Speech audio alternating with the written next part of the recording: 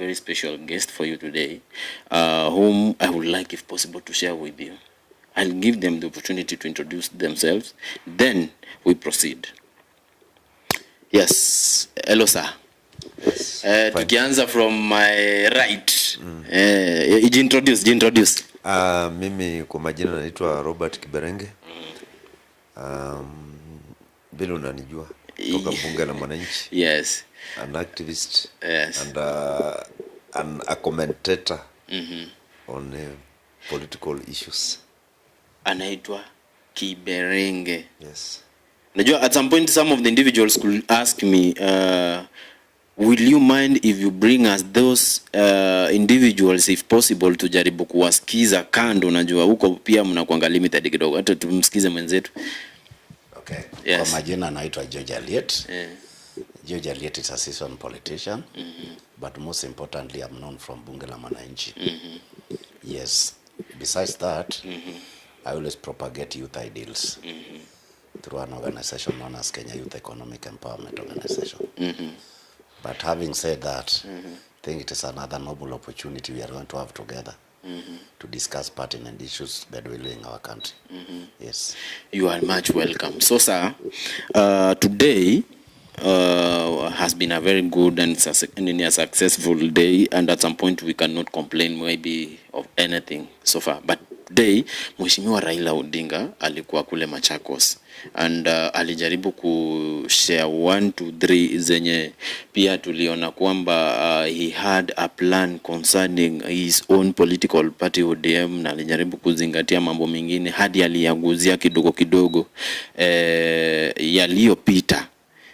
Mnakumbuka ile time yenye maandamano ya Gen Z, the army, the defense forces walitokea kwa streets, na if possible wakajaribu kuonyesha umahiri wao. So alijaribu kuzungumzia mambo kidogo na akaguzia mambo mengine kuhusiana na viongozi ambao walipatia serikali vile maybe wamekuwa wakijaribu kusaidia serikali kusukuma hapa na pale. So far you guys, maybe what can you say about that maybe, na ni nini mnadhani most of the time wanakujanga in public ku display ikifikanga time kama hiyo?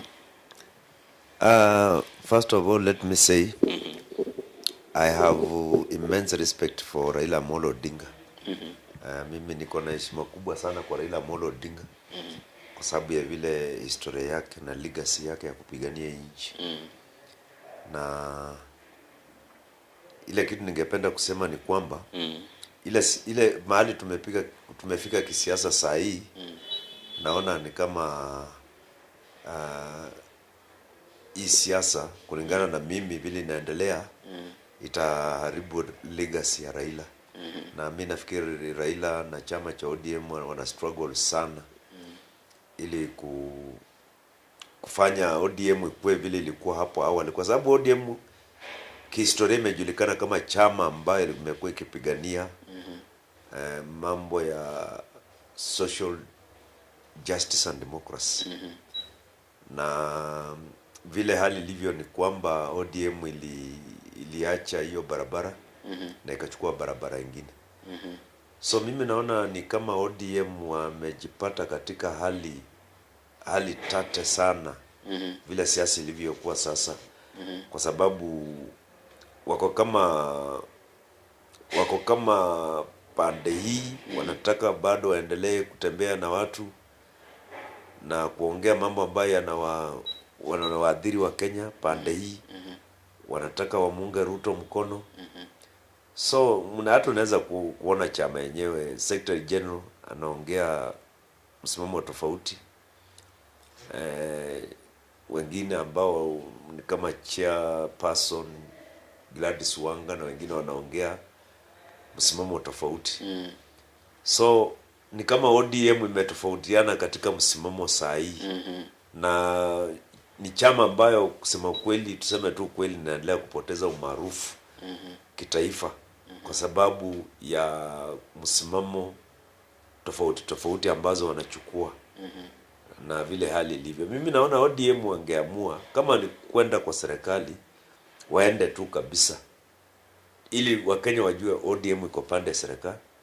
Kama ni kubaki kwa upinzani wabaki tu kabisa. Lakini sasa vile hali ilivyo ni kana kwamba ODM wako kwa serikali mguu mmoja wako kwa upinzani mguu mmoja, hawajui pande hii, hawajui wako pande hii. So wachukue tu msimamo. Kwa sababu wa Kenya tunataka tujue ODM wako wapi. Hakuna ubaya ODM wakiwa kwa serikali. Hiyo ni haki yao, wakiamua kuwa katika serikali.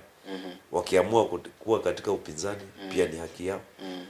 So as the situation stands, Kenyans have started thinking beyond ODM and Raila.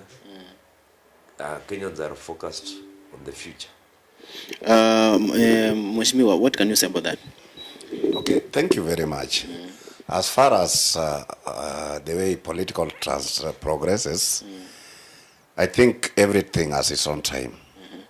And the democracy depicts that at any given time, the end game, we have to go to an election. And according to our setup, the circles goes every 5 years.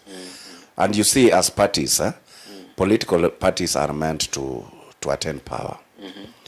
But having said that, democracy equally dictates that at any given time, when we are not yet next to the elections, nothing binds us not to come together and work as a people. Because not unless we want to perfect the act of the winner takes it all, it doesn't matter where the society goes. Two, Raila being a politician, we have to realize that everything metaphors. So sometimes audience dictates what a leader discusses. And so when you talk about Machakos, literally Raila as a politician, you don't expect him to discuss anything sort of what is going to appease his audience. Yes, but as it stands, with the Secretary General having his side of the mouth and the chairman, or the chair lady for that matter, besides that, even the ODM fraternity like myself, I also have personal opinion on where I expect the parties to go. And so, according to me, that one I depict to be democracy. Even though the real party position we need to be told, that has not even come out. So, like the way my brother is trying to bring it out, basically, ODM as a party has never given us a steadfast position where they belong. They are in, or they are working with the government or they are with the opposition. But then we have to realize ODM as a party as individuals or entities, and every entity has his or her own opinion. Yeah. So having said that, I think we are going to cross the bridge when we reach there. Yes. But then when it comes to the party popularity, we have to realize that life oscillates. There are times you are in your lower moments, there are times you are in your upper moments. But when the time reaches, I think we are going to know where we stand. Yes. Alijaribu kuzungumzia 1 2 3 whereby also there is a statement, a very simple statement yenye alijaribu kumake kuhusiana kwamba like if possible Edwin Sifuna should not at some point go beyond some of the information yenye hata the party is not free of, like the party haijazungumzia kitu fulani lakini anaenda beyond mentioning some of the things that zenye zinaweza kuwa related na kitu yenye maybe the party is not involved. Naweza sema nini kuhusiana nayo? Okay, thank you very much. I think Edwin Sifuna as the SG of the party, he puts on two caps. Edwin Sifuna as a cap of being the SG of the party, and Edwin Sifuna as a person. So the moment the party is not going to come out and give its own position, then as general citizens we'll have to depict that what Edwin Sifuna says, that's the position of the party. And if nobody comes out to refute that, it remains the party position. Even though myself as a serious proponent of the party, I think Edwin Sifuna passed a red line long time ago. Yes, because at the end of the day, even if he's giving his own opinion, but this opinion must be derived from the party fraternity. Yes. So according to me, why am I saying he surpassed the red line long time ago? The body language of serious ODM participants or people speaks different languages. And so, according to me, I try to decide, to think that the body language of Raila Odinga and these other people close to him are the real ODM party's position. Like now, if you might be very keen, the serious party position from the body language depicts that ODM is never going to field a candidate. And if at all they are going to field a candidate, then it means at one point, Ruto is going to come back to ODM. That's what the body language says. Yeah. So if I think they don't want to put Kenyans guessing, this will come out and tell us that ourselves as ODM, we are going to go with the Ruto. That's the party position. But as it is left that way, then Edwin Sifuna is right the way Gladys Wanga is right. Yes, that's the literature depicts. The head and the tail of the coin, both sides are right, are equal. Yes. And Kimberenge, come on, what can you say about that? My opinion is that in as long as the MOU that was signed at KICC still stands, Edwin Sifuna is 100% right. Because when Edwin Sifuna talks about stopping abduction, it is the position of that MOU. When he talks about all the 10 things that were mentioned in that MOU, which was signed at KICC between UDA and ODM, those are the things that Sifuna propagates every day. The issues the contents of that MOU. So personally, I don't think Edwin Sifuna is speaking different or speaking contrary to what was signed in the MOU. Because if all the other ODM leaders were true to the cause, then for the implementation of all the issues they signed at KICC.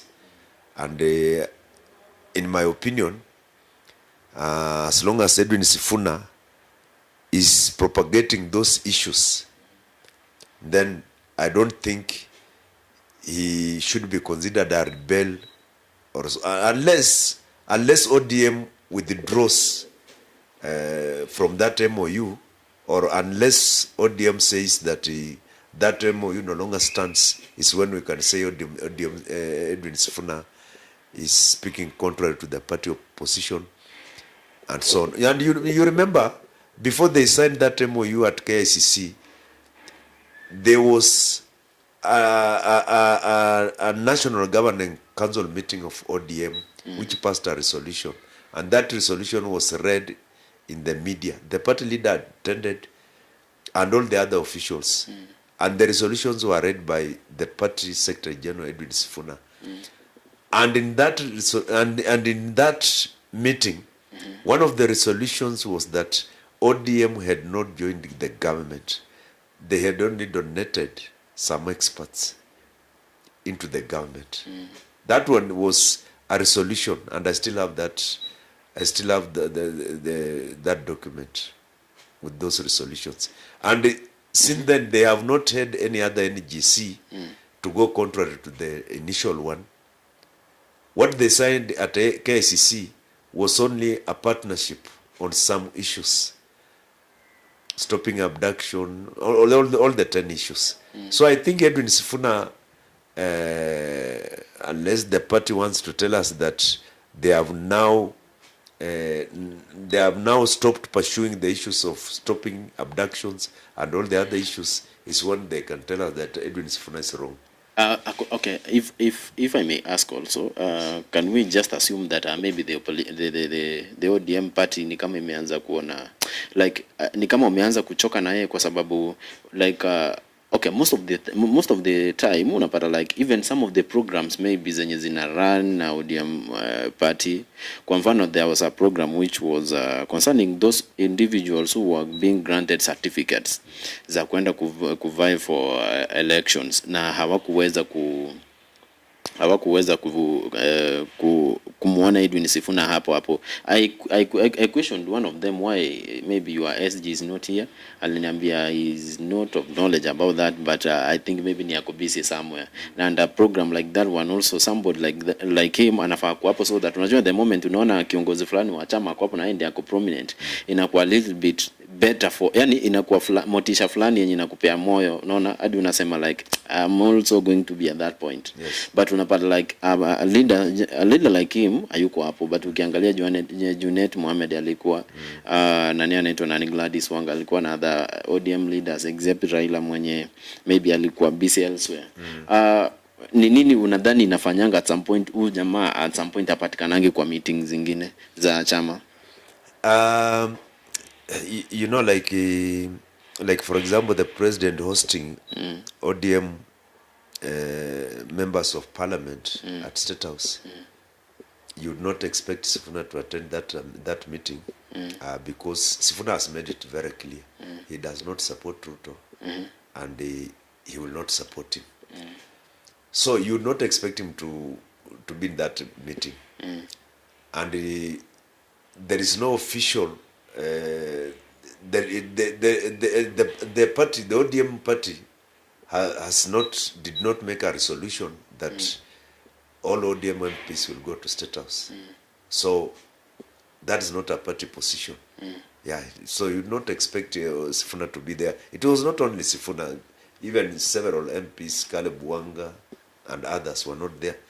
No, not Caleb Wanga, Caleb Amis, I mean, sorry for that. So, what I would like to say is that Sifuna has missed in some of those meetings that he thinks are not, ODM, are not ODM meetings, are not purely ODM meetings.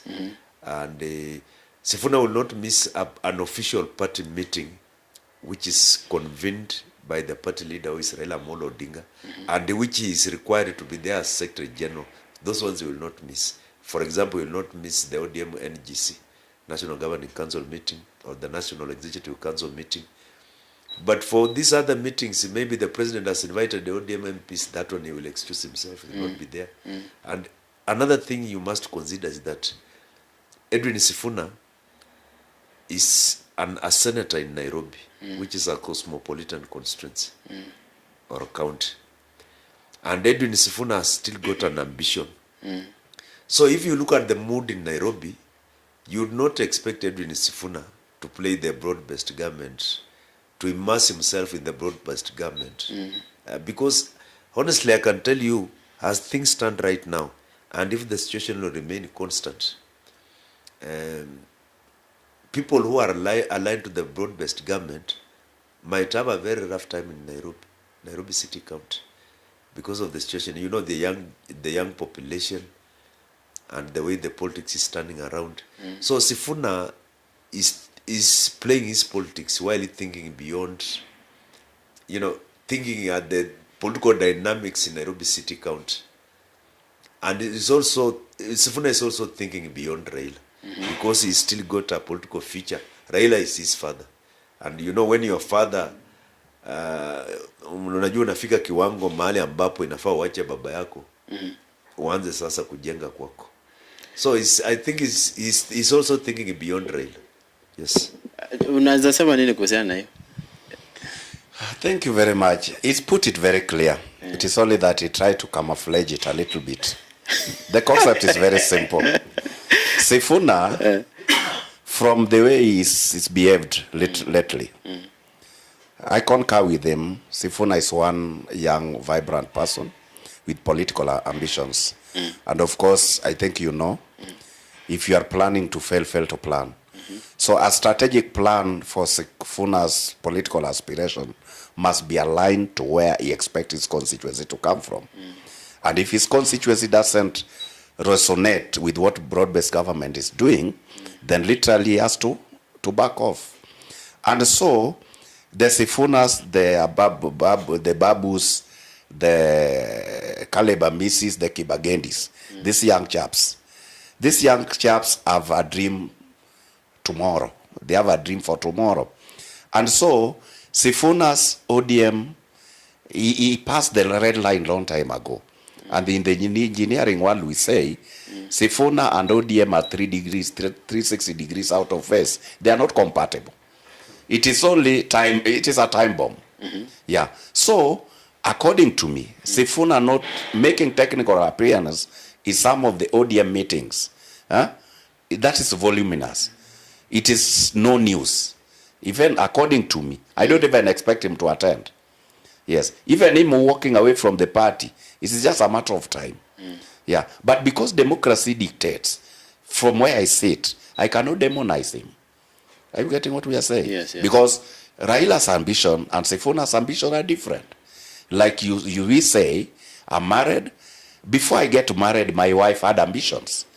Before I got married to the lady, I had my personal ambitions. So we collectively come up with common ambition, but that's what does not mean a self-exclusive ambition of the wife and myself will soon die. And that's what is happening with the Siphonas. Yes. The same aspect is not even for today. The other time we also had people like Agostino Neto of Ndewa.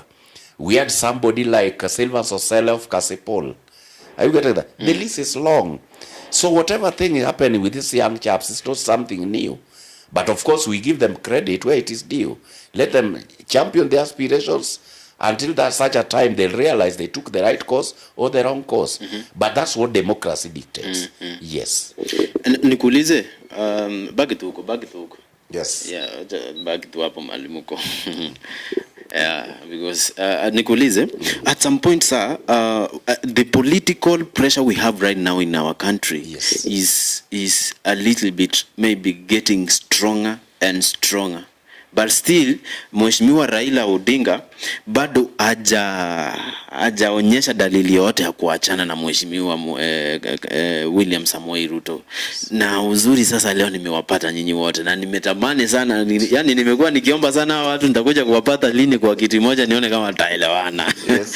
So, I would like if possible, you nikianza na wewe hata before upeane microphone. Yes. You make us maybe have a little bit of the hint. What do you think is going to happen next? Do you think maybe kwenda hapo mbele hii marriage ya Uhuru na yani marriage ya Raila Odinga na mheshimiwa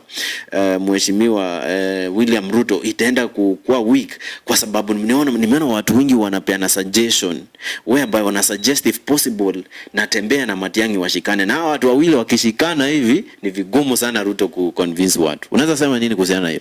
Thank you very much. Literally from the word go, I'll tell you that's your opinion. Yes. Okay, unajua mimi si unaelewa ni yani ni watu wengi wenye tunasikia wanasema. I'm right, you are right. I've told you literature, both sides of the coin are right. Yeah. What I'll tell you for a fact is that one, Ruto's popularity plus or minus one, it is both coded. When I support Ruto today, I'll tell you Ruto has his way.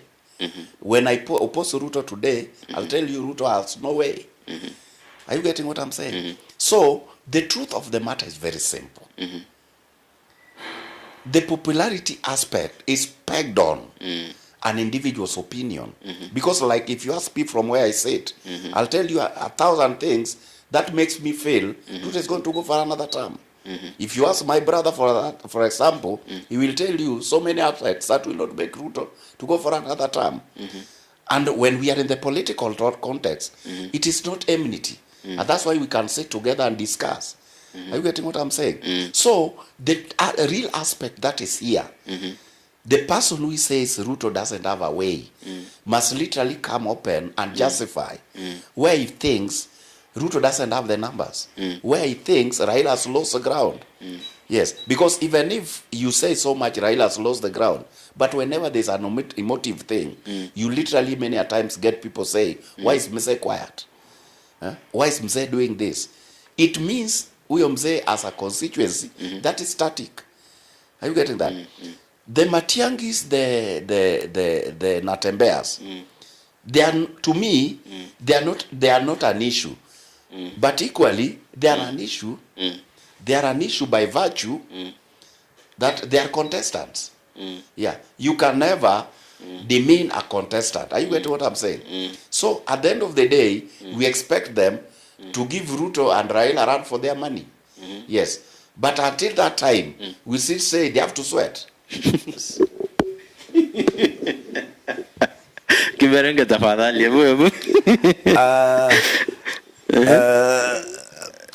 My brother Alieti has tried to twist it. Yes. But I would like to be very clear. Very many people have agreed that Ruto will lose the 2027 election. And confirm it. And the most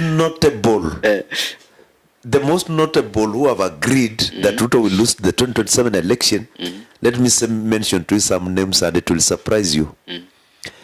Oscar Sudi said tunajua hatuna kura but tutaiba. It's on record. Oscar Sudi agrees that Ruto will lose. Yes. Who else?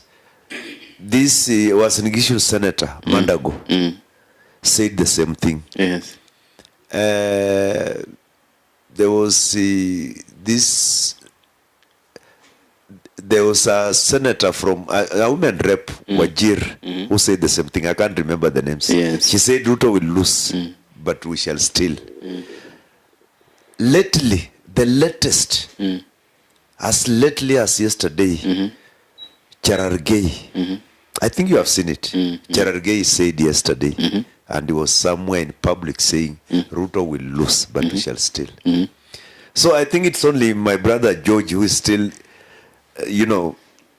existing, in some utopia that Ruto, his own people agree. The people who surround Ruto agree that he will lose. And we also agree as the members of the opposition that he will lose. So the formula for them of how we will get a second term is to steal. So we are beyond. I want to tell my brother George Aliet that we are beyond discussing numbers, how many numbers Ruto will get or not. What we are discussing, how will he steal? That is the conversation right now. But mambo ya numbers tulimaliza atapata hapa. Yes, that is the conversation. And that conversation is not brought by us. It is brought by Ruto's people. Yeah, we agree. We agree, we admit we have no numbers. But we shall still. So that is the conversation right now. And if you look at the country the way it is right now, it is very clear. It is very clear. You don't need to be a rocket scientist. Whatever calculation you do, even if you use algorithm, even if you use y equals mx plus c, whatever mathematics you use, there is no formula that Ruto can use to win the 2027 election. You are still convinced that Raila atasekiwa Ruto, yani Raila hawezi akasekiwa zile kura zenye alikuwa anasekiwa kitambo hivi kwenda kwa mheshimiwa Ruto? I can tell you there is very little that Raila will assist Ruto. Very, very little. Raila himself, for example, if Raila himself decides to contest again, he can retain his support. I can tell you for sure. Personally, as a historical Raila supporter, nienda nipata Raila kwa ballot 2027, I'll still vote for him.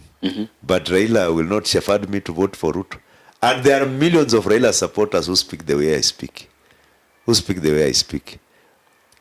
I mean, ile usaidizi Raila atapatia Ruto, acha niseme kwa Kiswahili, itakuwa kidogo sana.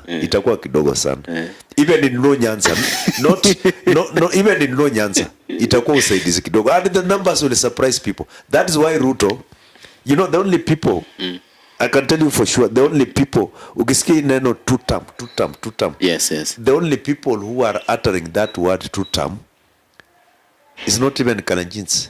It is people from Low Nyanza, my brothers. They are the only people who are saying that. But even Kalenjins, privately, they concede that we have a problem. Yes. This thing is going. So Aliet, unaweza sema nini? Unajua sasa hapo ninajua hapo mambo yamechemka kidogo. Thank you very much. Ndugu yangu amenichokora sana, but I respect that because that's what politics entails. Let me tell you. Sometimes when I do a debate with somebody intelligent who is schooled and cultured, debates become very easy for me. And that's why I really appreciate for the opportunity to debate with Mheshimiwa Kiberenge. Why am I saying that? Kiberenge knows plot development emanates from what people speaks. The naysayers from the opposition, who doesn't even have a candidate, and probability question of them having one is not even there, are the people who say Ruto doesn't have votes. And so we beat them in their own game. Fine, mnasema tuna kura, but hata kama tuna kura, then justifies the game. Tutaiba. Are you getting that? And I can confirm to him that statement emanates from plot development. Kama kila siku unazidi kusema sina sura. To appease you, nitasema sina sura lakini nitatumia pesa kukutongoza. Yes, that's what we are telling them. How sure tunaweza tumia pesa kutongoza mtu mwenyewe uko sure? Then justifies the game. Yes. Let me tell you. Justify your statement. I'll justify it. I'll tell you. Not all these married people, or those who hook up together, hooks up because of the appearance. Some of them comes along because of the per capita of the seducer. Yes. And I talk that out of experience based on age. So by virtue, the opposition proponent always says Mheshimiwa Rais doesn't have votes. Tunaelewana? The other version ni gani? Ni tutaiba. So we tell them what they are thinking at the back of their mind. And it's very categorical. Mandago said it. Cheregari said it the other day. The women of Wajir said it. Sudi said it. What is this? It is a reactory thing. Like when, say, for example, a family, your partner tries to challenge you that you don't want to support this kid. Kesho wa Mungu akijaliwa, will you expect some support? Unaweza sema I don't need that support. You are just reacting from the statement. Yes. Let me tell you, my friend. I think he says I'm living in my own world. The probability question of them living in their own world is justifiable. Because one, Mheshimiwa Keberenga has been in this terrain for long. He knows. Moi ruled this country with a simple majority. And in fact, if there's one person who is helping Ruto to go for a second term without even delivering, is Mheshimiwa Gachagua. He's ensuring that position is scattered. I don't know whether it's working for Ruto. Wait. Umetamuka mlima mahali. Yes. Yes. Umetamuka mlima mahali. How will Gachagua come up helping if Mheshimiwa Gachagua insists that is the best amongst equals, where are you taking Kalonzo, who's been in the terrain for long? And if you ask me anyway, Raila outside the equation, Ruto outside the equation, my best bet is Kalonzo. Because what is ailing this country? Appetite for public resource. Leaders, they have a lot of appetite for the public resources. And Kalonzo has proved the longest time he served in the government, he doesn't have that appetite. Otherwise, if at all he had the appetite, he could be filthy rich. He served in the government long enough. Yes. Another person who is there, who is probably doesn't want to know whether he wants to leadership or not, is Mheshimiwa Nani Musalia Mudavadi. Now that you have said that you always tell them what is in their mind, like yes, of course, to tender kuiba, because that is what they are thinking of. Yes. Okay, you now as the government, yes, do you really believe in yourself that you are going to win na bila hata hiyo kuiba yenye mnajaribu kuwaongea eti mtaenda kuiba? Our strategic plan is very simple, and it is no secret that one, all the election results that have transpired in this country, the presidential that is, the only legit election process outcome was in 2002. These others are hogwash.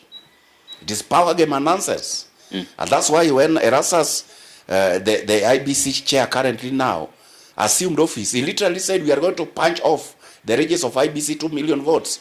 Why is this one very clear? Because they know they were factored in 2 million votes that were not there. Are you getting that? Then two, let me tell you, even you, if you want to kill me, don't show me the knife before. Surprise me. You cannot go around the country, then you tell a sitting president, we are going to remove you from the office because you don't have numbers. What do you expect the president to do? He's decided to patch up the numbers. He's patched up the numbers. That so do you think that is the we have the numbers. Is that democratically right? My friend, let me tell you, in life, even maisha hakuna fairness. Iya tukienda kufanya kesi na Mwenyezi Mungu utajua hakuna fairness. Are you getting that? So, the end game is very simple. Yes. The end game is very simple. We'll play them with them the game they want. If they want a legit election, we'll do it. Wakitaka iibwe tutaiba. But wao ndio wanatusukuma tuibe. Tuongeze the margin. Otherwise our margin is comfortable. Yes. Okay, according to the information we have right now, Mr. Kiberenge, kuna vile some of the individuals wanasema like si Matiang'i, na hizo kura kama maybe zitaibwa, si eti zitaibwa kama Matiang'i bado ako hai, na Matiang'i mwenyewe ni aliwahi fanya ICT before, alikuwa kwa government ile ya kwanza yenye inakuwa believed like ilibia mheshimiwa Raila Amolo Odinga, meaning the kind of maybe the kind of formula they might use, rahisi sana upate nani Matiang'i yako smart sana hapo, meaning it will be very, unajua ni vigumu kuibia mwizi mwenzako. So what can you say about that? Because I remember previously I had a conversation with somebody who could say that mimi yenyewe na kusema tu kweli, hata kama wanasema eti Ruto atarudi, ni Matiang'i anaweza kubali. What can you say about that? First of all, before I say about Matiang'i, I want to correct something you have said, that walibia Raila 2022. Even me, I had that perception until Raila spoke. Was it yesterday or juzi? Akasema, I wanted to be the president, but Kenyans voted Ruto. So Raila has admitted that he did not beat Ruto. Lakini hivyo ndio most of the people wanasema. Sasa unaona Raila ndiye amekuja kuclarify. Yeah, ameclarify mwenyewe. Even me, being his supporter, I also believe that they stole for him. But amesema Wakenya walinikataa wakapigia nani. Oh, meaning okay. Yeah, meaning that Ruto was legitimately elected. Yeah, so and secondly, what I would like to say is that the strategy we are applying as the opposition, and we are applying this strategy to confuse our opponents, to confuse the enemy. We want Rigathi Gachagua to declare that it is him and him. We want Natembeya to declare that it is him and him. We want Kalonzo to do the same. We want every presidential candidates within our camp to declare that they are going for the presidency. Because you know what our opponents in the broad-based government are doing, they are trying to lure us to settle on a candidate so that they, you know, they can start. We shall not show them we shall not show them our card right now. We shall not show them our candidate. So we want them to believe it is Rigathi Gachagua if they want to believe so. And Rigathi Gachagua should just go the way he's going. We know what we are doing within the opposition. And as my good brother here has said, George, who is my friend, has said, it's about stealing. And that's what I wanted us to discuss. Yes. The conversation should be about how will the election be stolen, not about the numbers. Yes. Because if we start calculating numbers here, we start calculating the numbers. Hata chukua tu mulima uongeze Ukambani. That is enough. Ruto is home. Ruto is home. Mbona si chukua tu mulima uongeze Ukambani. That is enough. Western. Huh? Mbona si uko Western? Before we tufanye top up your Western, whatever will come from there. Before you ulete hiyo ingine, ulete hiyo ingine. Anza tu na hizo mbili nimekuambia. Na Ruto aanze na kura ya Rift Valley. Kalenjin Rift Valley. You know Rift Valley is cosmopolitan. Yes. You start with the Kalenjin Rift Valley, you give it to Ruto, then you give him Low Nyanza, even 100%. That will come close to 5 million votes. Na yeye nimekuambia mbili comes to close to 8 million. So just saying on your marks, get ready, go. And go. Mwingine ameondoka na 8 million kwa mfuko, mwingine ameondoka na 5. That is where we start. I'm telling you that the mathematics we are doing is that the range the margin, we shall beat Ruto with a margin of over 4 million votes. Margin, the gap. And even that stealing we are talking about will not be possible. Because you cannot steal over 1 million votes. Ile inakuanga rahisi kuiba, as you know, you've been in this country. Inakuanga 1,100, 200. It is very expensive to steal even 1 million votes. Because it will be very hard for Ruto. You know what? The people who made him ascend to power in 2022 are his enemies. Number one, the people who are always the polling clerks in polling stations. You know those people. They are millionaires and Gen Zs. These are always the polling clerks. They are his enemies right now. Yes, he has yes. made an enmity with them. Yes. Number two, the Mulima people, that voting block, you know, that voting. Lakini unajua mimi sijai believe kwamba no you can baki kwa kibarageni vizuri. Sijai believe kwamba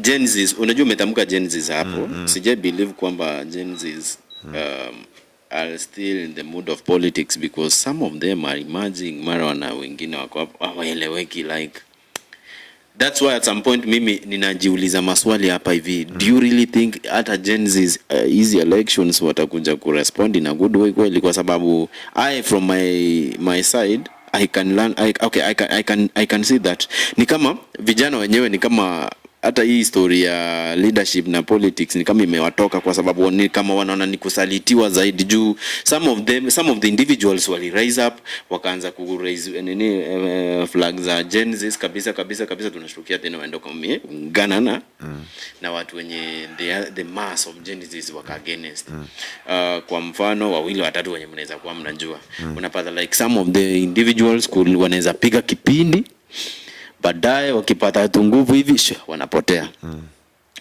Do you think bado Gen Z ile spirit yenye ilikuwa last year vizuri hivi iko? Let me tell you, the Gen Zs, okay, they were suppressed from the streets. Okay, they were suppressed. But those people, I can assure you, they retreated to their homes when they were suppressed from the streets. But those people are still angry. They are still angry, and they are all over. And if you want to know that those people are still there, let me tell you. You see, for example, the Malaba by-election. There was the Odium primaries, and the Gen Zs there wanted to, the millennials and Gen Zs. I have really followed that nini, because you go quick.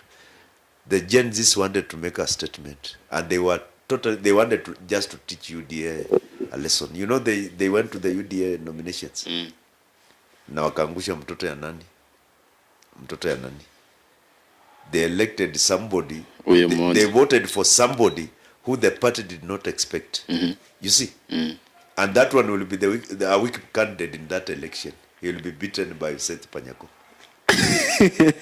who is Dap Kenya. Yes. So what I'm telling you, basically what I'm telling you, there are 8 million people who did not vote in the last election. The IBC has said they are projecting to register 6.3 million more. You see, that comes to 14 million people.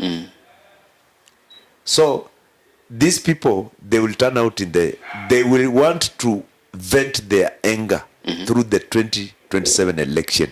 The anger that they were supposed to be practicing on the streets, and then they were suppressed to go underground. They will have to express it in the next general election, and they will turn out in their numbers, and you will have to see. And these numbers will be a very big determination in the next election. They will make a very big statement. So if these numbers are not on Ruto's side, they are on the opposition side. Okay, and then you add other clusters of populations who are disgruntled with this government. Other clusters of populations. For example, the people whose pay slips. Niendelea ama? Endelea. The people whose pay slips have been invaded. 3.5 million of them.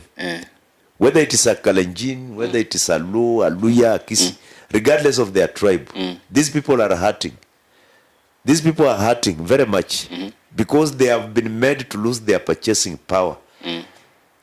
Almost half of their pay slips goes to taxes. And there are several clusters of populations I can mention that are hurting. I just started with the Gen Z, and then I've added with the people in the formal employment who have pay slips, who are hurting.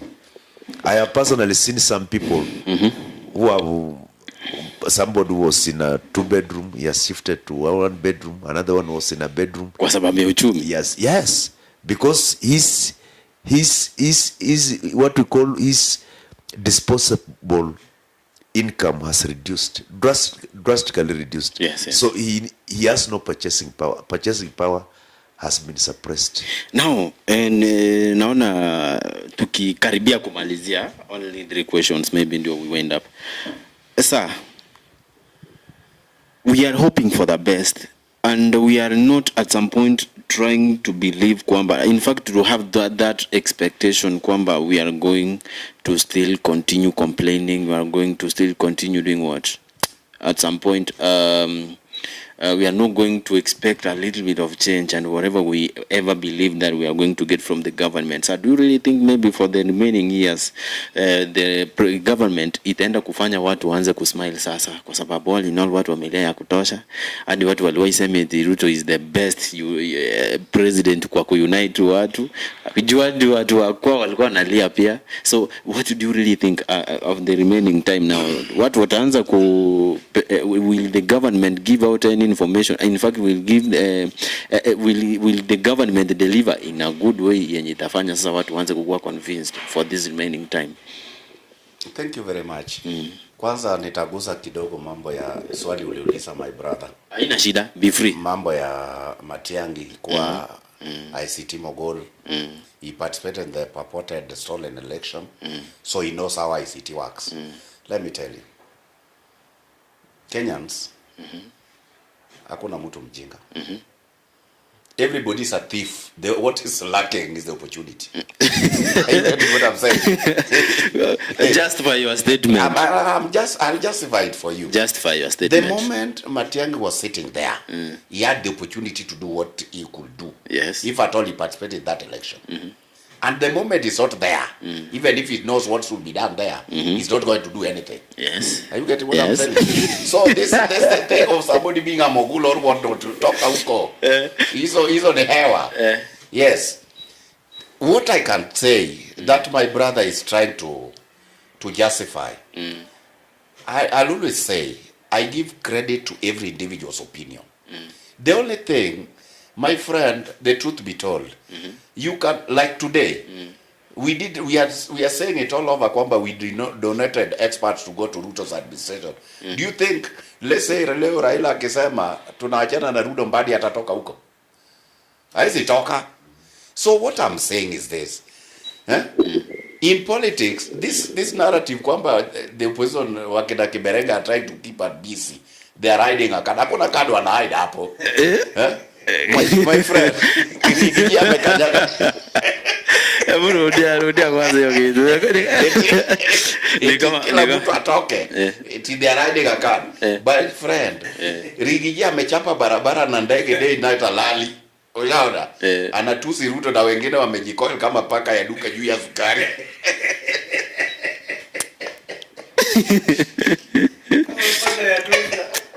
Eti alamu unasema eti the last card winning. Eti joka imetolewa eti ni manatembea toka huko. Hizo ni kipindi. So what I'm saying, the only thing the opposition is trying to prepare Kenya psychologically is that we don't have way out. Kusudi wakishindwa walete watu kwa barabara, and we are prepared for that. I can tell you. Tumekuwa na yeye, hii anajua. Ebu mpe kidogo. Ni mumepanga maandamano tena? Sisi? No, sisi hatupangi maandamano. Sisi hatupangi maandamano. Anasema nini? Ile no, unajua ile kitu and by the way, tumeordanetia Raila. Expert wa maandamano. So Raila atawasaidia maandamano. But ile kitu nataka kuomba, Ruto aende kwa Supreme Court. After election, aende kwa Supreme Court. Hatutaki fujo Kenya. Hatutaki fujo. Na baba asaidie Ruto mambo ya maandamano. Peaceful demonstrations. Kwa sababu tutawashinda na hesabu kubwa. I can tell you for sure. Na hesabu kubwa. That is why baba is there. Asaidia my brother George Aliet ako huko. Tumekuwa naye kwa maandamano ya baba siku mingi. Sasa mimi niko pande hii. On the winning side na yeye ako pande hiyo. Unajua George Aliet tulikuwa nasema naye 10 million strong. Unakumbuka hiyo slogan? 10 million strong. So wametransfer hiyo slogan wamepeleka kwa nani? Kwa Ruto. Wanasema tutam. I really feel it. I think my brother understands. The politics is not about assumption. Hizi narratives mingi watoke. Agencies. Yeah, ana agencies I think 4 kwake. Wawili. Nina 4. Are you getting that? So wake wakidonate kwa Gachagua ama hiyo team nimedonate 4. Unajua yes. Okay, unaweza donate hao 4 yes. But I think unajua Gen Z ni kama movement na ni kama spirit. Yes. Do you think wako wanakusikiza ama wewe ndio umewa pressure hadi hawezi ongea or they cannot maybe raise their voice before you? Thank you very much. One thing, wakati Kiberenge and his cohorts are talking about Gen Zs, what is forgetting, the serious leader of Gen Z is Raila Odinga.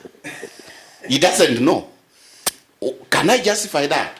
When Raila said we dialogue, there is no more demonstration for Gen Zs. Walienda. Hiyo 8 walienda. Hawakuenda because the boss alijiondoa. Are you getting what I say? Now, let me tell you, and I want you to mark me right. Nakusikiza. Mheshimiwa Ruto kutoenda for second term should be calculative, accurate and achievable, not assumptions. When you assume Gen Zs, hakuna votes imefungwa mahali in the name of Gen Zs unachukua unabwaga kwa debe.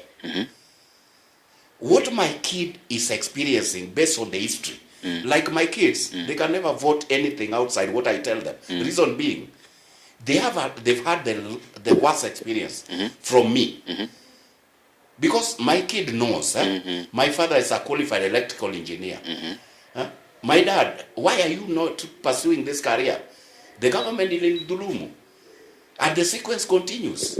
Sasa kama maybe government ilikudhulumu na watoto wako wanaelewa hivyo na wameona wamefeel the pressure yenye hiyo pressure yenye government ya sasa inawapea. Uko sure maybe wanaweza enda na wewe? Government, previous government.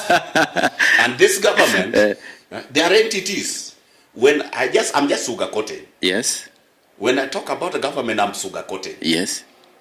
Are you getting what I'm saying? Yes. So on issues, elections, let me tell you, my brothers from the opposition, let them accept. Kwamba Raila has lost election not once, not twice, not thrice. How he lost it, I'm not there. That's why I always say that justify the miss. Kama alishindwa kwa kuibiwa, hiyo ni yake. Kama alishindwa kwa sababu kura kulikuwa na upungufu, hiyo ni yake. The bottom line is alishindwa. Unanielewa? So that's what my brothers are trying to do. Tayari wameanza maandamano mentally, si eti physically. Wanaweka Wakenya kubelieve hawana kura. Kwani population index from the Kikuyu nation and population index from the Kamba nation, that translates to votes. Fine, it translates to 8 million votes, for example, the way it's trying to insinuate, vis-a-vis other Kenyans. And you don't always argue. The same way I'll argue realistically, that not all Kenyans, not all Kalenjins, not all Luos are going to vote Ruto. This will apply the same math. Otherwise, without that, it's a false equivalence. Where you reason, as long as somebody comes from here, that's translated to automatic vote for this guy. Are you getting what I'm saying? So, you asked a question. Kwamba, do we think serikali ya Ruto can be better na hii muda imebaki? I can tell you for a fact. Hapo sasa ndo nimekuwa nikisubiri. Unajua the duration of time remaining right now. Sasa ndio ni rahisi sana tena upata amecontaminate wa Kenya na tena sela zake zingine zenye zinaweza wa convince. Unaona? As a serious proponent of the president, I can tell you for free. If we live mischievous in our political endeavors, I can tell you, the 10 years of Uhuru Kenyatta, the 10 years of Mheshimiwa Kibaki, the 15 years of Kenyatta, Ruto amemanage within these 3 years. Mkubwa. Just listen to me. Okay. It's okay. Why am I saying that? There's no paradigm shift in terms of governance that Uhuru actualized. Ruto has tried to make paradigm shift ukienda NSSF. Collection from 1963 up to the time Ruto took power, NSSF only had 200 billion. Sahi it has transcended to 650 billion. Get me right. Transition from NHIF to SHA. I don't say per se NHIF was bad, but then the truth be told, the cartels had made the art of pilfering the funds. To an extent, like the previous day, we did get a man of cloth from St. Mary's in Bungoma, claiming that the hospital is being shut down, courtesy of what? SHA is not living to their dreams. When due diligence was done, it was realized SHA sparked out 98 million from the expected 100 million. You go to Kino, where there is St. Mary's, St. Catherine. St. Catherine, these people are billing even beyond Kenyatta Hospital. Wanafanya surgery kuliko a national government hospital, a referral. But now the concept that is fallacious and stupid, they do what? They factor in that, then they'll tell you, Mr. George Elliott amekatwa mguu 10 times, amputation imefanywa 10 times, expecting SHA to bill. Can you man? Wait. Yes. Hii story ya kukata mguu 10 times ama kufanywa siasa yenye ieleweke na kutatiza. Hiyo kitu ilisemwa sana. Go to your records and verify. You are a young man. This in the media world. You are in the fourth estate. True. Some of these things do diligence because nikikuja hapa niongee, it is like naleta narrative to justify what the president is doing. What he's doing, that is not there. That is not there. Inafika mahali unakuta a man wana claim funds from NHIF. Eti a man ame deliver to cesarean section. And that's why as at now, if you do your due diligence, you realize you bill the government for SHA to compensate. Moson private hospital inachukua muda kidogo. They have to authenticate. Just the way insurance works. Now, tukikuja hii mambo ya affordable housing. The only motive issue na kubaliana na ndugu yangu. When you encroach in my pay slip without no justifiable means, I have to be agitated. But having said that, utaratibu at this point in time, Kenyans lazima watolewe burden ya housing, the settlement. We have houses that are almost complete. There are those that are underway, and there are those that are already complete on affordable housing. At this point in time, even if you go to the record of Hinga, the PS, the person concerned, unapata initially before the affordable housing, they could only import lift at a tune of, let's say, 100. At this point in time, they are importing over 200,000. I mean, not even 100 per se, thousands. So what does what one tells you? Are you getting what I'm saying? So, like now, as you are looking at it, the only thing that at one point I have to accept as a proponent of the government, they've not lived to my dreams in terms of containing the financial pilferages. Are you getting what I'm saying? But now you'll get somebody asking, like from 2023 up to now, Ruto's government has collected 8 trillion from the citizen. That has been added in the exchequer. And per se, the borrowing is done, has made that money to go to around 11 trillion. Have you getting that? But believe me Ruto is paying 1.1 trillion every financial year for debt. Ambazo Uhuru alikopa. Na because Uhuru was a bit smart, they knew. In fact, they were trying to corner mzee. Walijua Raila ndiye atachukua aanze kulipa. Anachukua loan na anasukuma time ya grace period. So grace period yake imefall kwa government ya Ruto. So what do we expected Ruto to do? We have to carry this burden because we don't want to default like Ethiopia. So as we are talking now, I can tell you for a fact, the truth of the matter is what Ruto's government has done in 3 years. Amalgamate the Kenyatta's, the 15, the 10 for Kibaki, the 10 for Uhuru. My friend, he doesn't read from the same script. The only thing is that as Kenyans, yes, because Ruto is still in power, we'll complain. But I can tell you, once Ruto is out of power, hata kama ni one term, I think he's very happy kusikia hiyo. Hata kama ni one term. But tutamlilia kuliko wale wengine. Hii ya kusema Kibaki performed, ya Ruto itakuwa above board. But kumalizia nitasema, mambo ya one term isikupe headache. The jigai ataenda mpaka 2032. That one I can tell you. Kiberenge, haya maneno yenye aleta anasema unaweza ukasema nini wewe? Like do you agree with him? You know, my brother is one of those people who got in the government recently, the broad-based government, so they are still excited about getting into government. But what I can tell you for sure is that Ruto's failures in the last 3 years are massive. You know, we are not judging Ruto. I'm not comparing him with Uhuru or with Kibaki. I'm judging Ruto against his manifesto, and he gave himself timelines. He said in 100 days I'll have done this, in 6 months I'll have done this, in 1 year I'll have. He gave himself timelines. It is not us who are giving him the timelines, and judging him against his manifesto and his timelines. You find that you just sit down, put here his manifesto, then put here the timelines and give him the marks. So you will go on, you know, crossing every timeline because he has not met. He promised 1 million jobs per year. 1 million jobs. He has not delivered on 1 million jobs per year for the last 3 years. We should be having 3 million people who this government has helped to get into employment. 3 million. But when you ask, they tell you we have 200,000 people working on Mujengo affordable housing. We have taken 400,000 people outside the country, which is a lie. That they have lifted 400,000 people into foreign countries. That one is a total lie. Even the USA cannot achieve that. It's a total lie. In 3 years, 400,000 people. Even those advanced countries cannot achieve that. Because if you calculate very carefully, Ruto has been in office for 1,095 days. So for 1,095 days, that is 3 years.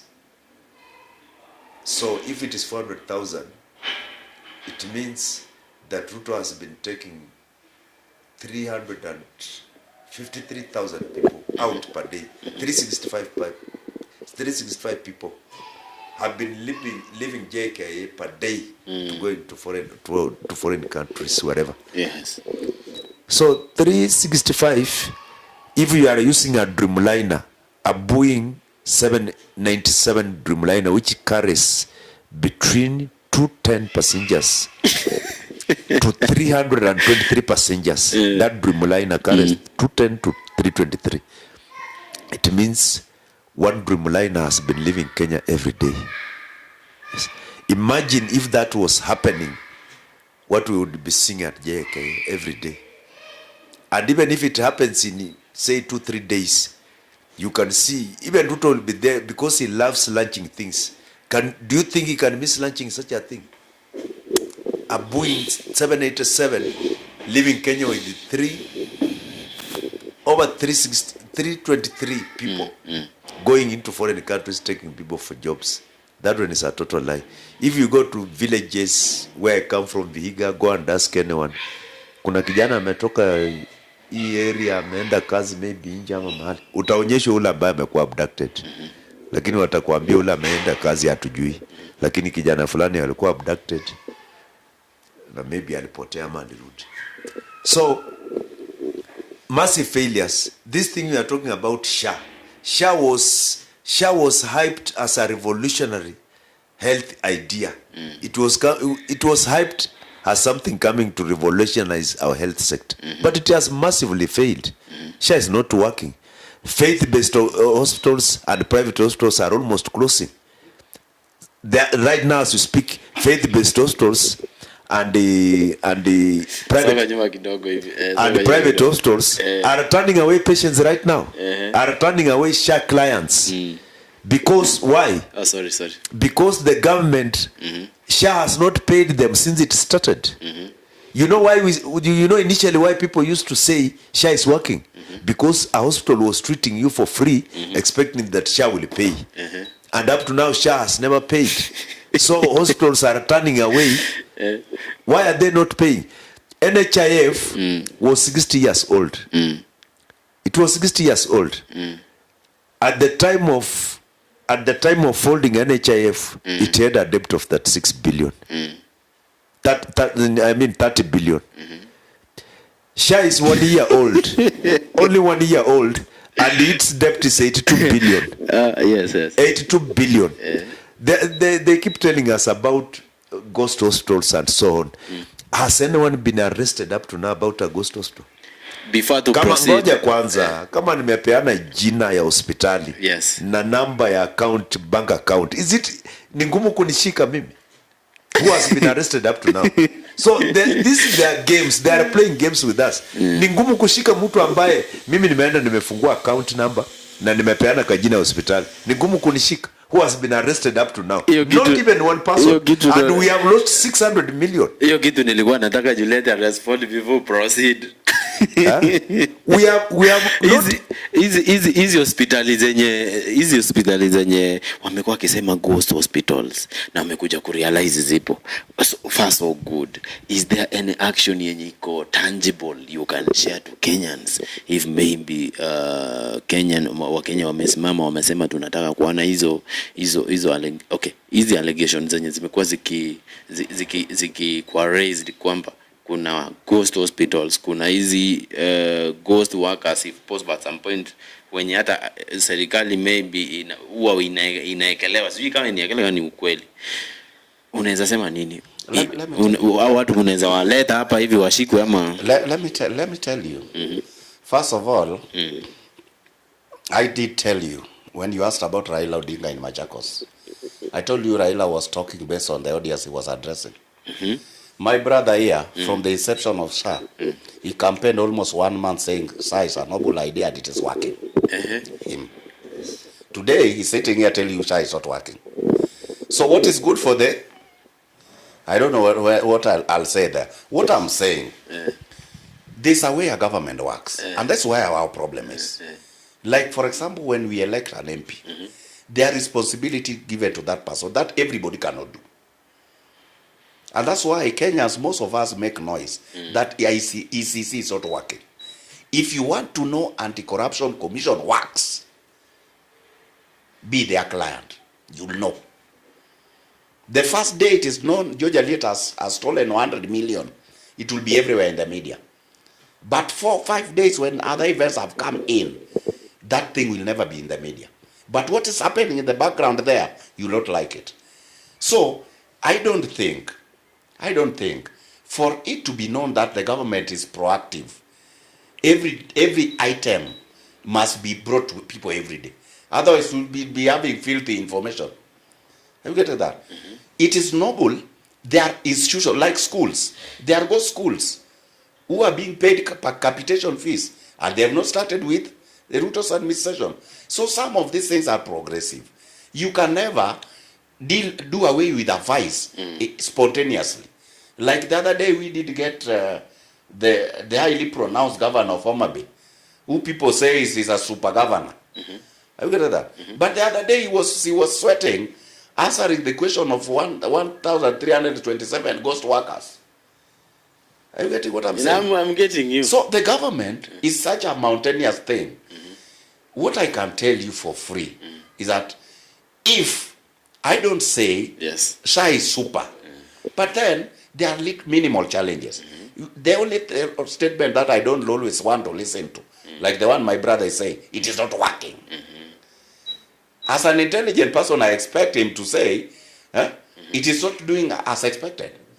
And as expected with vis-a-vis to who? Or to what? Are you comparing SHA with NHIF? So even if you are comparing, what I expect, it is not performing as per the expect. And two, some of these things we complain about is pegged on the information given out there. And if you are very clear, if you don't take sides, you'll agree with me. The media unit in this country, more so the mainstream media, they are aligned to the information they are giving out. So there's nothing positive from Ruto's administration. The only advantage we have, I think, Mungu alijua hizi vitu. Ameleta social media mara moja. And that's why you people have a lot of following. Because sasa unakuta in fact ukiangalia the headlines they are writing. Yes. Myself, I always ask myself, do these people want this country to go to the dogs? Then thereafter, what information are they going to give? The moment this country is vandalized, because it is purely hate speech. Yes. Are you getting what I'm saying? So what I can say for a fact, it is, we are not immune to problems. Yes, yes. Hiyo lazima tukubaliane. Yes. Hata Ruto akitoke, for example, hakuna mtu also these new blueprints, they are prone to have challenges. Because Kenyans, we are inertia. Kuna ile kitu mtu asazoea, hataki kutoka pale. So hata ukitaka kuleta a new one, kila mtu yuko kwa rooftop. Wewe unasema shy soto working sipingi. Wale walienda kwa NDC ya Safina. Vijana walipigwa hapo. Walipigwa. Baada ya kupigwa, most of them walienda usi. Walikuja leo wanaropoka. Haki saa imetusaidia, kumbe it is working. And some of them wanakuja kuconfess ni anti-Ruto crusaders about Sha. Moja wale yule kijana mkale sijui anaitwa nani. Huyu mrefu. So what I'm saying, yes. I don't deny kuna challenges. But it is not as depicted. So from where we sit, like now today, when you tell me Ruto has not performed, my friend, mimi na kuangalia na shanga. I don't know whether because mali natoka, some of the things naona sikuwahi kuona tangu nizaliwe. It could be that one. So far, so far unajua kuna wale watu wenye wanatamani if possible. Yes. Like ni afadhali waone na macho kuliko kusikia. So far ni nini unaweza tamka 1 2 3 zenye zimekamilika kabisa hivi, ambazo ni project ambazo ni programs zenye zimekamilika kabisa hivi, unaweza hesabu 1 2 3 4 5 zenye uko sure enough zita convince watu? My friend, number one, yes. Let me tell you, as a professional, I'll tell you, when you are dealing with the intelligent lot, the elites, you cannot convince them, you just confuse them. Mali wa Kenya wamefikiri, it's just confusing them. You cannot convince them. Because one, you've heard my brothers talking, and it's given you a very statistical analysis. What do you expect a Boeing 77 airlift, if at all, the 430 have been employed in the diaspora? But what my brother is missing is to tell us again, the people who are saying as employed in the diaspora, is our foreign money being factored back in the country improved. In fact, it has improved by 200%. Are you getting what I'm saying? So, and if you check even now, we are handling a case, we are with them in the government ya bunge la wananchi. We are going to roll out a program of the plight of our sisters in the Gulf. That is Saudi Arabia and Oman, who demonstrated yesterday but one. In Saudi Arabia alone, we have 300,000. 300,000 Saudi Arabia alone. Are you sure that those kids there, they are not undergoing any kind of difficulties? Maybe that's why we are saying there's a problem we want to handle. Like there was a lady who died 2 days ago in Oman. Are you getting what I'm saying? Leave alone that. What I'm saying is that however much it might be blown out of proportion, but I think there's an effort towards where we expect to go. Now, let me answer your question. With Kenyans, there's no tangible evidence you need to show Kenyans. Because at the end of the day, the elite who are aged, who are able to make justifiable and valid decisions, they are there and they know what is happening. What Kenyans do not want, vile umesikia nikikwambia, we don't need to convince them. It is just confusing them. Mkenya kama party pesa hapa hana, na si eti hana. We say money is always not sufficient. You cannot say you lack money. Ile uko nayo ni kidogo. Kama hana pesa? Au kusikia Wakikuyu the other day wakisema kwani tutakula reli, tutakula barabara. They not listen to this nonsense. Are you getting what I'm saying? Enda kwa wakale au watu wanasema wajaridhika na Ruto. Asali ya saa 2 wametoa maziwa na chano wameweka kando ya barabara, wako kwa busa. Bwana, if you are living hard life, utaenda kwa busa saa 2. Utaenda kwa busa saa 2. Mtu amelima mahindi eka 3. Mahindi baada haijakomaa, amekuja ameuzia mtu 100,000. Sababu zingine ni eka 3. That is even a quarter or what you expect hiyo mahindi ikitoka. Huyu ni mtu unaniambia anateseka. Sasa unajua okay, kuna some of the individuals who wanamsifu sana mheshimiwa Matiang'i. Yes. So unataka kuniambia like most of these people pia ni pesa Matiang'i anawapatia. Unajua at some point unaweza patanga mtu anasema Fred Matiang'i wakati alikuwa CS alifanya hii, wakati alikuwa education alifanya hii, wakati alikuwa kama acting wa lands alifanya hii. So still hawa ni watu wenye wanapewa pesa. Unajua hivyo ndio umejaribu kutuambia hapa. No, I'm not telling you that. I was just trying to tell you. Mkenya hautamtajia umefanya hii. What he or she wants to know. Kwamba ana 10,000 kwa mfuko every second ambayo imekosa kitu ya kufanyia. On Matiang'i's issue for example. Yes. Let me tell you, Kenyans ni watu wa ajabu. I don't know whether you are young when Matiang'i was migrating from analog to digital. I don't know whether you were there when Matiang'i was restructuring NEC. I don't know whether you were there wakati Matiang'i alikuwa internal security. Nilikuwa Kenya. I don't think you were there when Michuki was the internal security minister. Nakumbuka sana Michuki rules. What Kenyans were saying is the same thing Kenyans were saying about Ruto. So what am I trying to tell you? Kenyans they see output ya mtu akishatoka pale. And one principle that I cherish with Matiang'i. Matiang'i akisema no ni no. Hata dunia ikipasuka. And that's what Ruto is trying to bring to them here. Wanasema huyu mtu ni mbaya. So wanafikiria Matiang'i naye akiingia. Wanataka kwa manyumba wapewe mshahara. Because let me tell you. Matiang'i akiingia kwa government kesho as the president of this country. The first thing Matiang'i cannot afford to even discuss with anybody is Kenya to default on debt obligations. Loan must be paid. Bila kuangalia Ruto alikopa, Uhuru alikopa, Nadi alikopa. That's not here or there. For it to be done, what happens? Internal sourcing and external sourcing. But most importantly, it has to be done through tax. Because the treasury bills and bonds cannot sustain. Yes. Are you getting what I'm saying? Yes. And two, we have to ensure our recurrent expenditures are paid. Wakenya wanasema wanataka manager sio kiongozi. Anaenda kumanage what akona. Anaenda kumanage akona. What I'm saying is yes. Pilferages cannot make us not to pay taxes. Are you getting that? Yes. And let me tell you. Yes.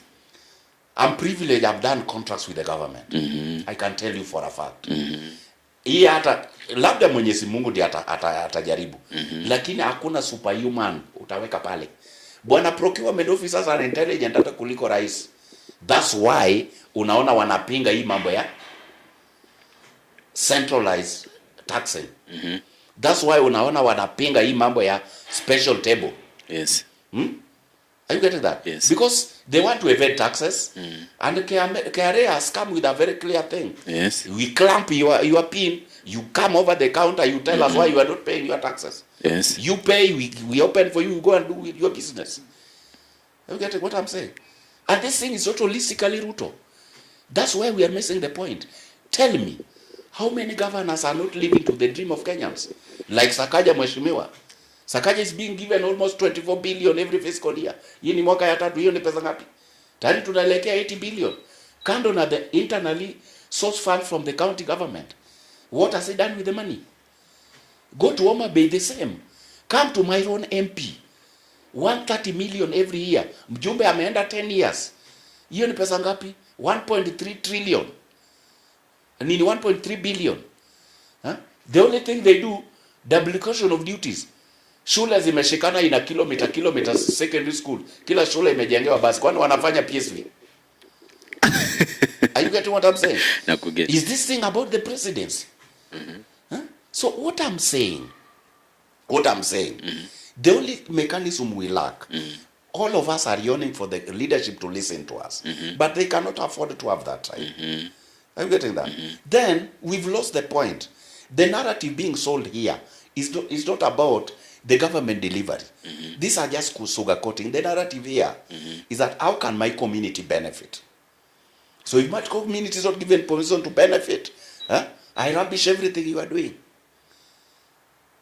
So some of these things, like now, I wonder, I'm getting somebody by the name Inga wants to be the governor of Nairobi.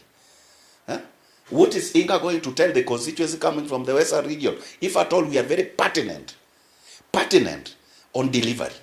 Because Inga misadvised the president that you can never open a hub in Western Kenya. These people are not doing business.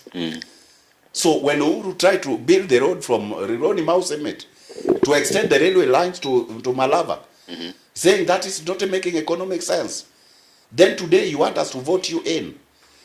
Mheshimiwa Ndindi Nyoro, yes. Kuna siku walisema kiberenge kidogo nakuja kwako. Kidogo alafu nitakuja kwako. Mheshimiwa Ndindi Nyoro alisema kwamba kuna vile hata barabara ya Nairobi na Nakuru pia ni rahisi sana Wakenya wakuwe convinced kwamba kuna pesa fulani zinafaa zishughulikie hivi na hivi na hivi na hivi, na hizo pesa mahali zitaenda kutolewa si mahali sahihi, maybe ndio iende kushughulikiwa. But alipeana information kwamba it will be mentioned that it will be part of a plan juu inafaa kukuwa expanded. Unaona? And akawarn wa Kenya, if possible they should be very careful, because they are going to be given an excuse yenye inaenda kuwa convince. Na alisema some of the organizations, some of the companies are going to cry because they are not going to get their money. Na pesa mingi zenye zilikuwa zinafaa kushughulikia vitu mingi ikiwemo hiyo barabara yenyewe, hizo pesa ni kama zisha pelekwa na watu washa grab, unaona. So according to that information we were convinced that truly ni kama kuna pesa fulani zenye zinapotea. But unajua Ndindi Nyoro kuna time fulani alikuwa kwa government, so he is trying to say what he know, unaona. And at some point there is somebody who questioned him that why right now this is the right time for you to share this information, but you were not sharing that information when you were in the government. Alisema kwamba some of the information at some point ingekuwa vigumu kushare kwa sababu of the pressure, unaona. So now that ako hapo nje na anaweza share, unaweza sema nini kwamba kuhusiana na kitu kama hicho? I didn't want to discuss it, but I'll tell you. I'll tell you. The Ndindi Nyoros. That's why I'm telling you this JC narrative mnauza haiko. Why am I saying this? Do you remember when Ndindi Nyoro was in that government? Kiaru, yes. See, every student analipa 2,000. This other deficit, Ndindi Nyoro ni business mogul, alikuwa anatoa wapi? Do you remember when Ndindi Nyoro was there? 5 counties of Western Province, the original Western Province, was allocated infrastructure fund for the barabara, 500 million, while Murang'a was given 6 billion. I want you to get me very right. It is fallacious for Ndindi Nyoro to tell us, even if we are not economists, kwamba enjoining through PPP funds in NSSF, that is lying idle, should not be factored in to be enjoying in building Rironi Mau Summit Road.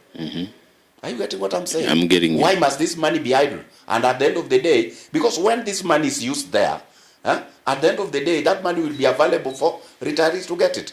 Right as that we are talking now, however much that one is going to be physical, but you realize pensioners, hawana pending bills, wanadai. I think my brother knows, because he is an accountant. He knows some of these things, and he do expansive research on these things. So what we are saying is very simple. The government is not upbeat as per the expectation of Kenyans, because Wakenya wanahitaji expectations zao to be holy than thou, plus or minus variation in terms of being less hawataki.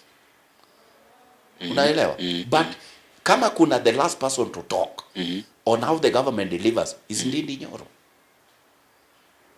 I can tell you that. Right now, it would be wrong for Mbadi, akawatati akiwa nje ya serikali, aanze kukastigate the government ikiwa yanajenga elsewhere. Because I can tell you as a person who comes from there, there were roads that were, some of them were even being earmarked kwamba zilishajengwa na pesa. But there was no allocation.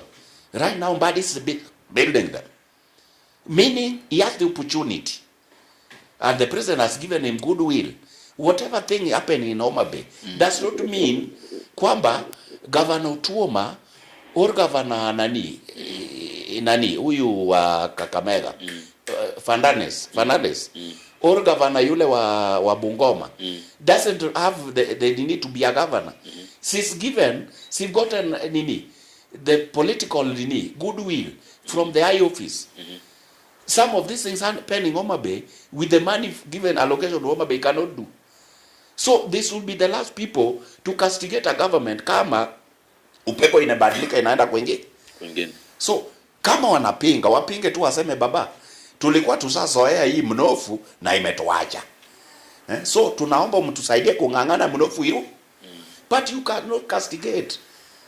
As a serious business person who knows business comes with economic financial reality, cannot castigate a road. Sisi Wajaluo na Waluya, most of us the consumers, unanielewa? Wenye wanapeleka mtumba kwetu ni hao watu wetu, wanalala kwa barabara. Utakuta wamefunga mali country bus, gari inatoka saa 9 ndio wafike soko za kwetu asubuhi saa 2. Wakifika pale watauza that day, the subsequent market the following day wanalala pale, wanarauka siku 3 wako huko, then wanapanda wanarudi wanachukua mali in an event Mau Summit road imejengwa, hata watalala kwa barabara. So that's what one is, hiyo imefungwa hub ya biashara. But because we have political vendetta, yes, we give wrong informations. And because some of us, we listen to the political elites, we take it as holy statement. Yes. Yes. So maybe Mheshimiwa Kiberenge, sijui kama maybe unaweza kuwa na kitu cha kuongezea hapo ama cha kupinga before maybe niwapatie opportunity ya kuongea at least the last word, maybe mu address wa Kenya na ku inform anything you may have. Me, what I'd like to say is that the failures of this government are massive. My brother said that initially I was saying SHA was working. Yes, and I had explained that while we were starting this show. I had explained that actually people were going to the hospitals and hospitals were according them treatment, hoping that the SHA would pay. But some hospitals have not been paid anything up to now since SHA began. You see, so as we speak right now, there are very many hospitals that are turning away patients, SHA clients. And you know, SHA has 3 components. It has got primary health care, then we have SHIF, which is a contributory component, and then we have the critic illness fund. So that the critic illness component is that when you have exhausted your contributions at SHIF, you now graduate to the critical illness fund. For example, you are having cancer, and then you exhaust your SHIF contributions. Now you graduate to the critical illness fund. But the problem is, for example, with the SHA, is that SHA is more business oriented than an insurance, a health insurance. It is more likely, it is like a cash cow. Because I had said here, and you have challenged my brother if any steps have been taken, if anybody has been arrested. Up to now, no one has been arrested. And it is very easy. It is very easy. Yes. Because I challenged you, I said if I have opened an account and I have provided a bank account, it is very easy to. Not single person has been arrested as to speak. They will tell you DCI is handling the matter. DCI is handling the matter because the people inside SHA know the people who are paid for ghost hospitals, and there are people who are connected in this government politically connected. They are friends of powerful people in this government who have received those money. SHA, NHIF, when they brought SHA, they told us that it was going to be different from NHIF. That NHIF was scattering for very few people, and SHA was going to cater for all Kenyans. NHIF had 16 million subscribers. Those people who had registered on NHIF. Only 7.1 million people were paying NHIF. 7.1. SHA has 26 million registered members. Only 4.15 are paying. Only 4. So what is the difference? Na Kenya mzima kuna population gani? We are like 55 million. Kwani au wengine wako wapi kwani? Wacha hata wale wengine hawajaregister. Kwanza hao wameregister. Mbona wameregister milioni 26 na wenye wanalipa ni milioni 4? That is the question. Nimekupa figures bila NHF ilikuwa registered wangapi? It is funny. Yes. Ni wali register na wanashindwa kulipa ama? You know registering is free. You go to a hospital, you are being forced to register. People are being forced. Lazima u register. We registered for SHA. Register hapo kwanza ndio kuje tukupe treatment. That is how people registered. That is how we reached 26 million people. And those 20, now that hata wenyewe wame realize, you had the president saying, he launched something at State House and said the government is going to pay for 1.2 million people. They have started appreciating that this thing people will not pay. It is not different from NHIF. The same number of people who are paying NHIF are the same number of people who will pay what? SHA. Let me tell you this. Healthcare healthcare is a constitutional right. Healthcare must not be pegged on a premium. That you pay a premium to access healthcare. We pay taxes. So, hata president akisema we are going to pay for this number and number of people, baada atabidi aongeze mpaka alipia wale ambao walipi. What? Because out of 26 million, only 4 million are paying. 22 million are not paying. So ameamua watalipia 1.2 million. Atabidi aongeze mpaka walipia 22 million who are not paying because they cannot afford. They can't afford. I think ni kwa sababu uchumi imewapeleka sana. Ndio maana wanashindwa kulipa ama nini? Ama ni ignorance. Na watalipa. Na itafika mahali walipe. So that's why nime conclude kwa kusema hilo swala la SHA. Healthcare should not be pegged on a premium. It is a right. People are paying taxes. The government must provide healthcare for free without pegging it on a premium. Na by the way, because people will not even afford that premium. Na by the way, Jimmy Wanjigi alijaribu kupeana the same information akisema kwamba some of the things that you are paying for vitu kama health, education and other things. Yes. Akauliza hivi, sasa kama mheshimiwa Raila Mwai Kibaki alileta free education. Ulidhani ni kwa nini? Ni kwa sababu Kenya iko na pesa. Yeah. Na hizi pesa ni kwa sababu alijua zitafanya hiyo kazi tena zitabaki zifanye kazi nyingine. So maybe tukimalizia mheshimiwa Aliet, what do you have to share to Kenyans alafu ndio Kiberenga assign? Thank you very much. Mimi sina mengi sipokuwa I have to tell Kenyans that we have to be positive because synthetic mind, the attitude of negative thinking on almost everything cannot make us progress as a nation. Jambo la pili, tujaribu to avoid siasa potofu. Because at the end of the day, we are Kenyans and Kenyans must remain with us. Let us learn to inculcate. Tuache hii tabia ya, if you are a villager, when you come to town, you've only changed the locality, but the village in you haitoki. Yes, tukienda that route, I think tutasaidiana. But kando na hapo pia, I will only encourage Kenyans tuweke thumbs up, tuhakikisha the government imedeliver. And besides that, we have also to ensure, kando na delivery of those who are in leadership, what are we factor in to ensure that we progress as a country. Thank you. Thank you so much. Kiberenge, what can you maybe remind the one-term family? Yes, what I would like to remind Kenyans, that we have learned our lessons. We are where we are because of making bad choices, because of our format of voting.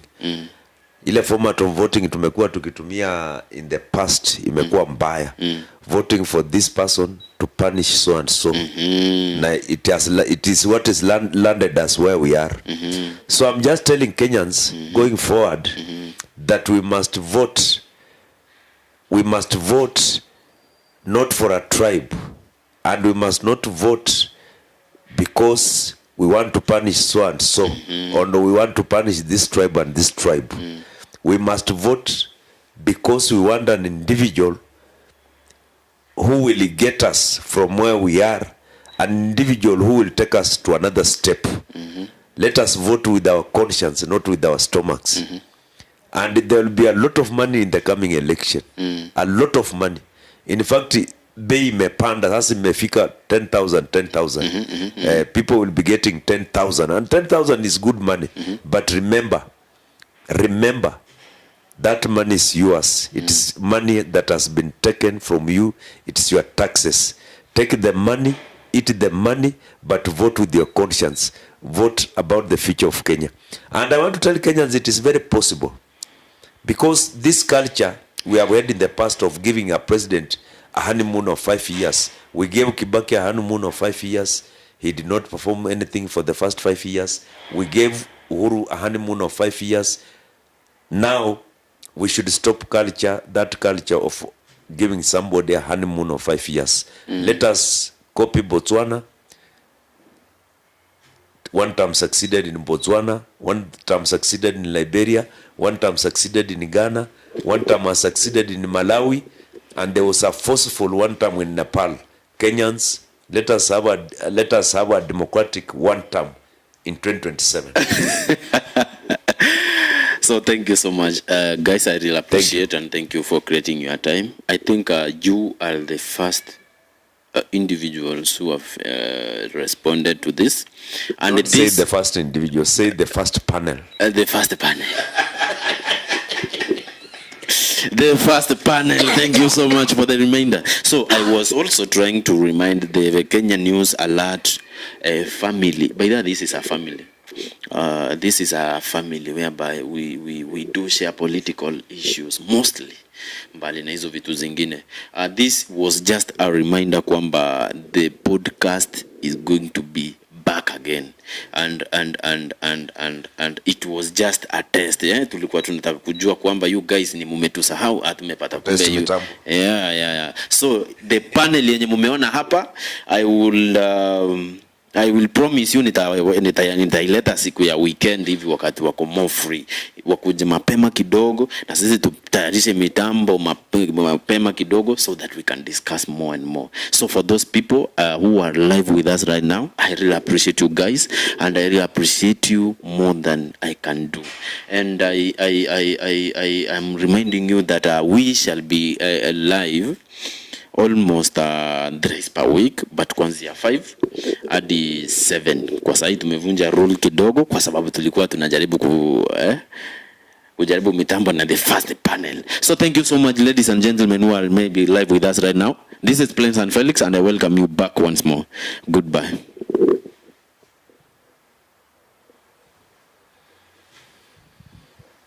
Nimekuwa smart.